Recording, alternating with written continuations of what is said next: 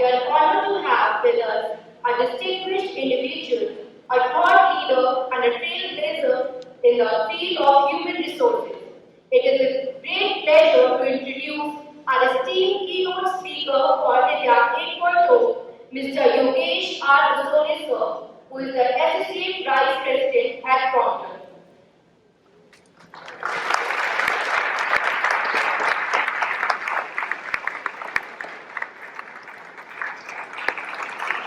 He is a business-focused HR functional partner with significant experience of developing and implementing HR strategies to deliver business objectives, specifically effective in matrix, dynamic, and rapidly changing environments.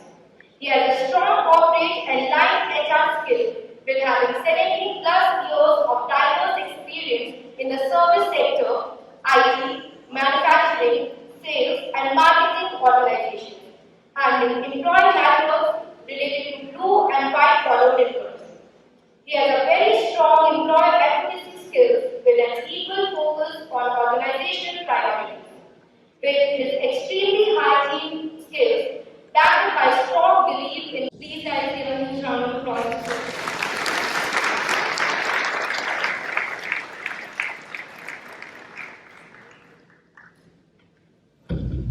A very good morning to all. Good morning, sir. And so privileged to be here amidst you and on a very interesting subject. Probably that's going to set the agenda for a lot of people from here, the Gen Z, and those who are in the industry to really work on.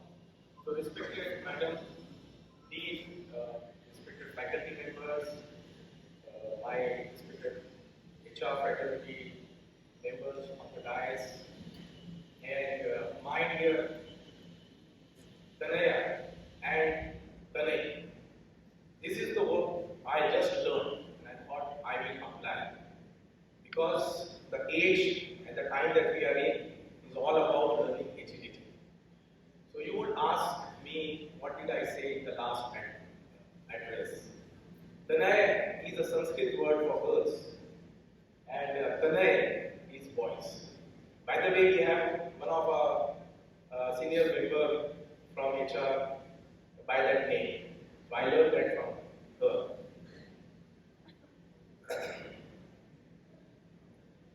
Who would be the illiterates of future? Alvin Toffler said, not those who cannot read and write, but those who cannot unlearn, learn and relearn. When I was going through this book called Future Shock, most of us would have, in their school libraries, would have gone through this book, or at least flipped through. It was a shock when I, maybe 2 decades back, it's a time immemorial book, a lot of people know about this book. It was really a shock for when going through it first time. Today I thought it was reading the reality much before, and that is happening, and it is already started happening in a big way. So we are absolutely in a very different time today where we see we have something to deal with the traditional conventional models, and we have to quickly grapple and migrate into something that we have not seriously thought about. In certain areas we have evolved of the models and moving ahead. We see this subject probably from the 2 dimensions, as consumer of data and user of the data. When I look at this topic, I think we should, or I put myself into the shoes that I am and we all are today, using GPS, Netflix, and various other sources where we are consuming data. So we are actually in a different paradigm when we look at data.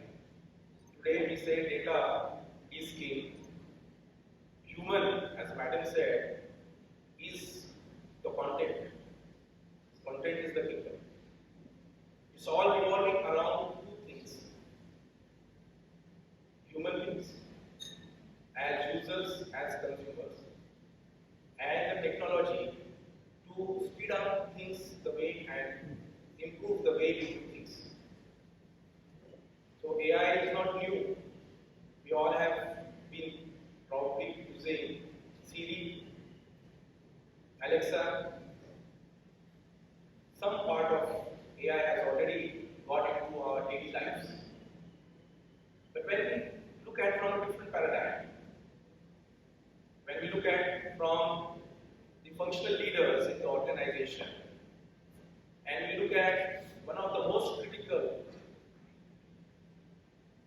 responsibility of HR in the organization is to get the quality resources on time. And if we are looking at this technology, from that to become ubiquitous, there are a lot of models today we see in high tech companies. These models are maturing. In companies where I come from, we have not so much of pressure. Our attritions are high, but our number of hires per month, if we see, are much more controllable. So we are still in a semi-automated technology interfaces and still managed by our recruiters in the big way. I was reading some data from Gartner which says 76% of the HR leaders have expressed the need to quickly migrate their HR processes with the R in AI. Next 2 years would be the inflection time. Those who don't get onto this bandwagon now would be late. You would be missing the bus. So that is really an urgency. When I was reading, in fact, I was also, let me admit, in two minds. We know that we are in the world where AI and all this is something not new. But from a user perspective, we are always thinking that I think we are not ready yet. I'm talking about the industry where I come from, larger part. I'm not talking about Google, I'm not talking about the big five. I'm talking about the larger set of industries, the manufacturing industries. But I think that's a wrong thing.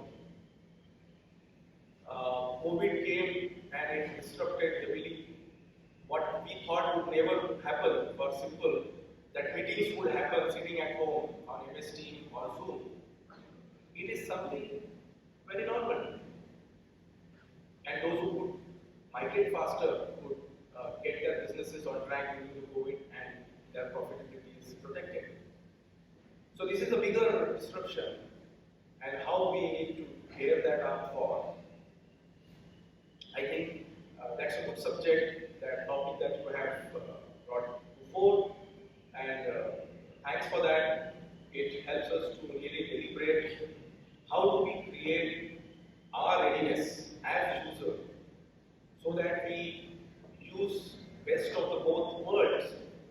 One is the AI engine. Obviously, AI modeling accompanied because it trains the model. So that part is something that brings a lot of efficiency, and that brings a lot of risk and challenges. Because once the model is trained, there are two types of biases that get into. One definitely which comes from the human conditioning of a developer or a designer, and second is coming from the data itself. And this is like the nuclear fission. Once you set it, then you don't have control. But this is a great opportunity and a great risk that we are at. So opportunity that we know, Madam has focused on that very well. And where is the risk and why is the risk?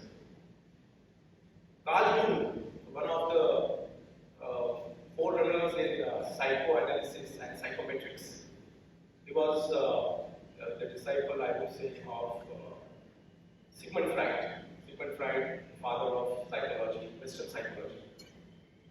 So psychology is a subject which is more about what, until Martin Seligman brought a different dimension to psychology. Sigmund Freud focused psychology as a subject of sick mind, S-I-C-K. And over a period, maybe decades later, Martin Seligman brought a dimension of positive psychology, where we talk about purpose, engagement, satisfaction, etc.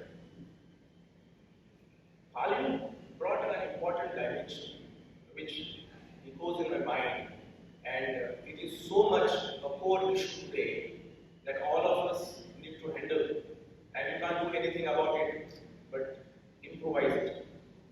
He said, how is the construct of human mind? as data is king, human is content, which is kingdom.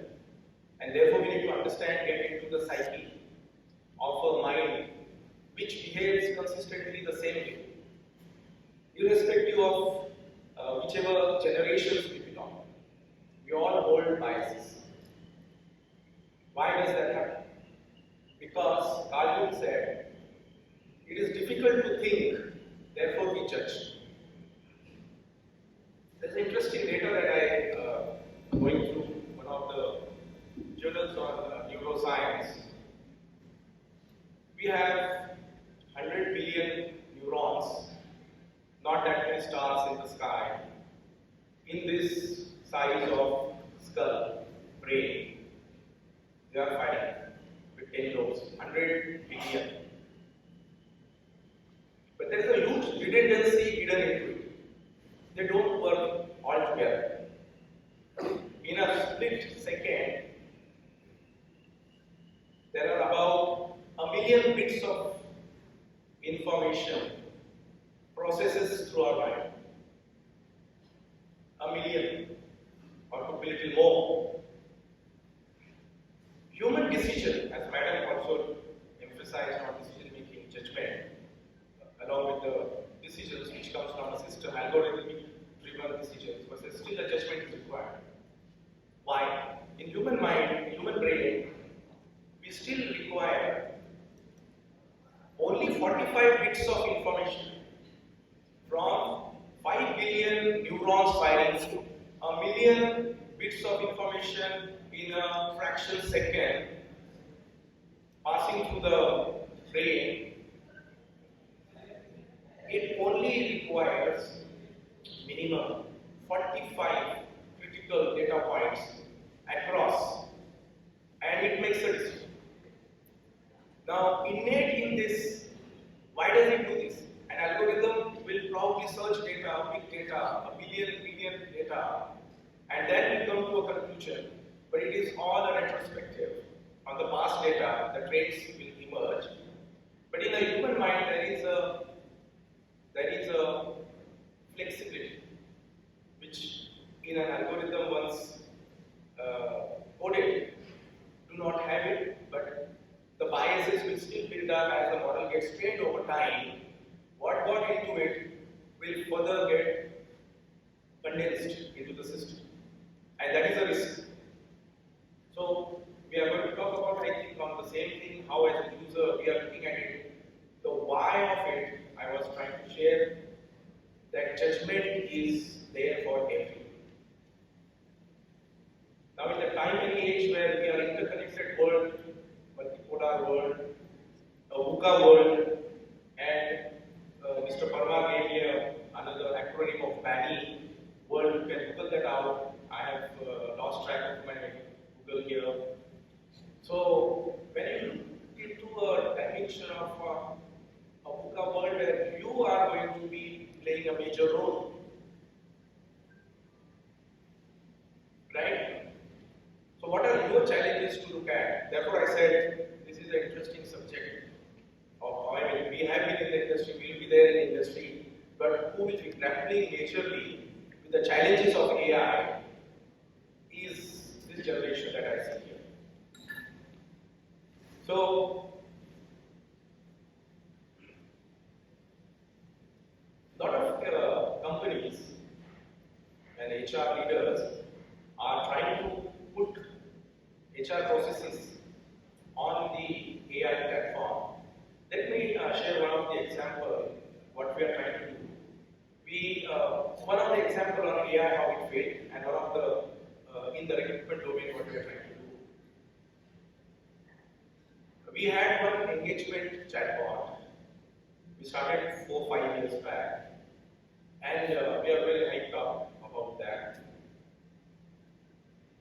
As man said, there was initial issues of anonymity, so people did not come forward and put their candidate feedback, and it's an AI-based platform. Every day you can, as per the milestone fed into the system, it asks you certain questions. How are you today? And if you you are sad, it will go further, asking you why are you sad today. And if you are honest in feedback, you will probably able to go to the root cause of it, and it's a fantastic system. So ideally, what happens in industry, 1 year, 2 years, we do an engagement survey, which is actually with an attrition rate of 40%. By the time you put actions in place for that survey, people have moved out. Correct. But this kind of AI system is a panacea to got that kind of situation, and you can reach out to every individual every day. This is what the offering of an AI is. But where did it fail? How do we really talk about privacy? That is where people definitely have this anonymity dimension where they don't share things. So data is not correct. So garbage in, garbage out. So having a technology is not ultimately going to help us unless we design it intelligently. The human intelligence superimposed on artificial intelligence is the way now. So there's another thing that we are, so that particular model is failed and we are going to stop that. How do you get people to adopt it? As Mary said, adoption is a big challenge. How do you create the culture, enabling culture, to make all those systems work?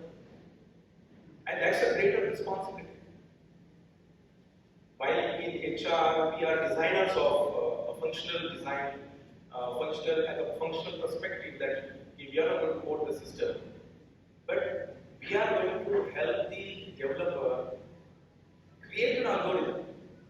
And if I myself is biased about a particular bias in my mind about racial, maybe location, maybe even age brackets, right? So that is going to lead to that error into the system.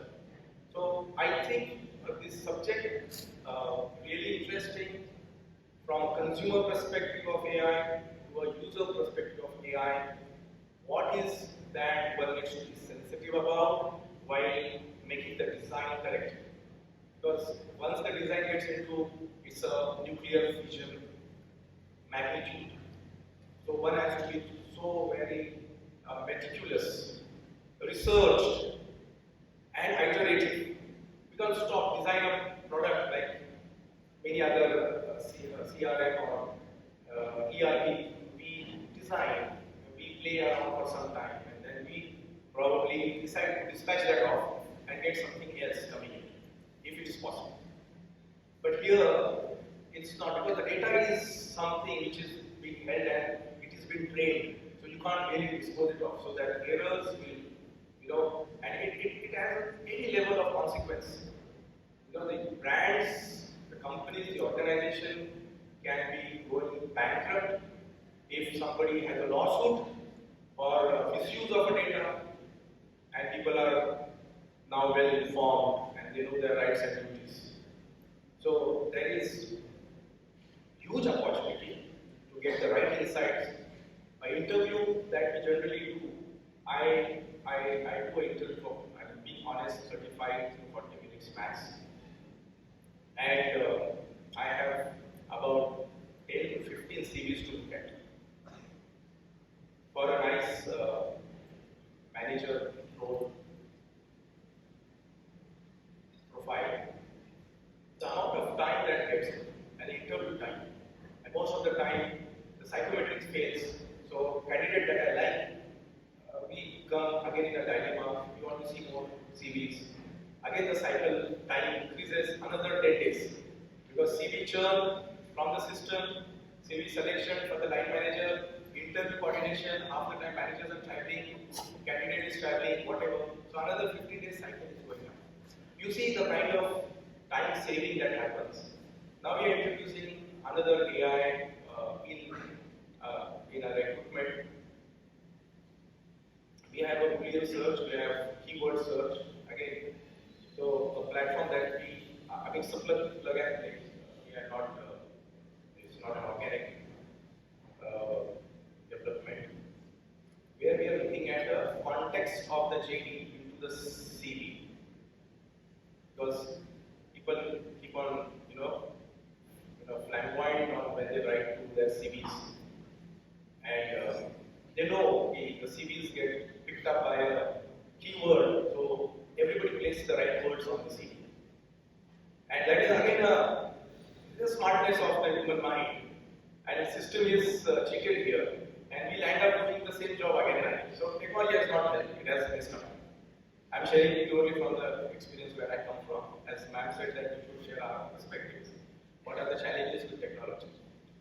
Ma'am will say from the IT industry where models have really improved, the kind of success rate is definitely higher in terms of getting the right candidate, and the churn is also very high. So, but where there is a less number, where we require very senior profiles to go through, we still have a judgment, we still have a traditional models, semi-automated models that we are with.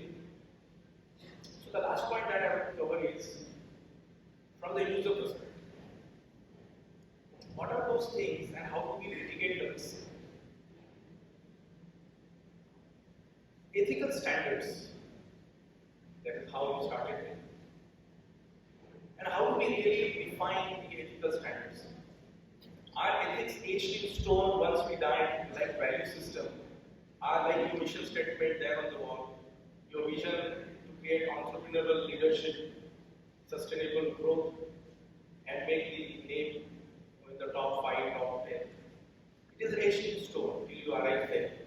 We can't make this ethical standard so it has to be highly dynamic. So there is no thinking. I mean, at least I don't have this thinking. How do I create these ethical standards which are highly dynamic and iterative models? How do we really create that and curate that and get into that system? Second is about fairness. One example, the data gets used if that particular data is not enough into the system.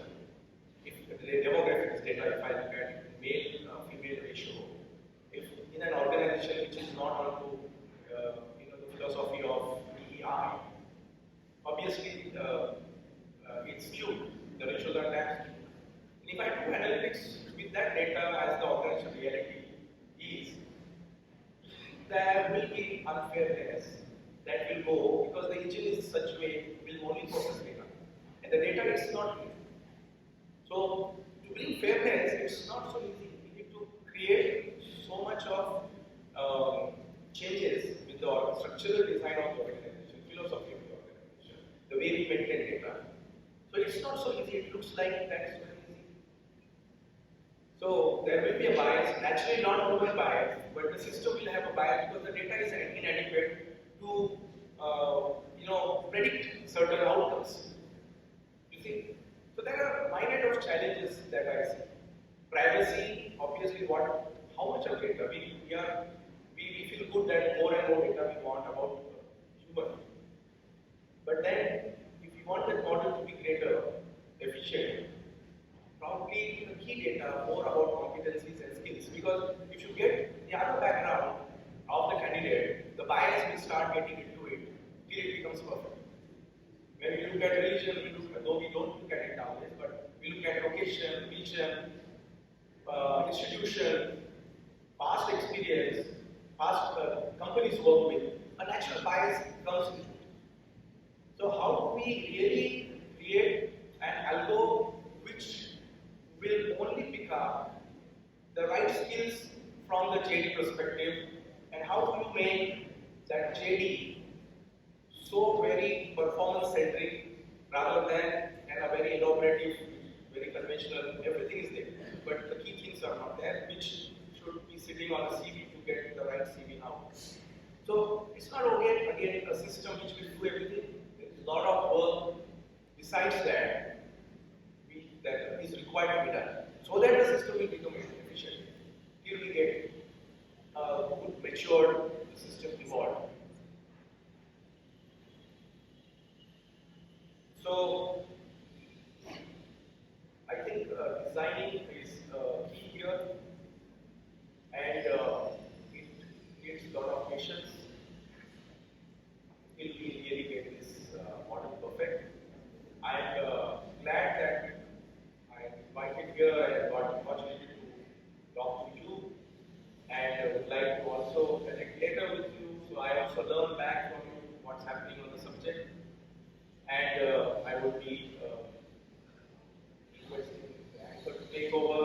next session.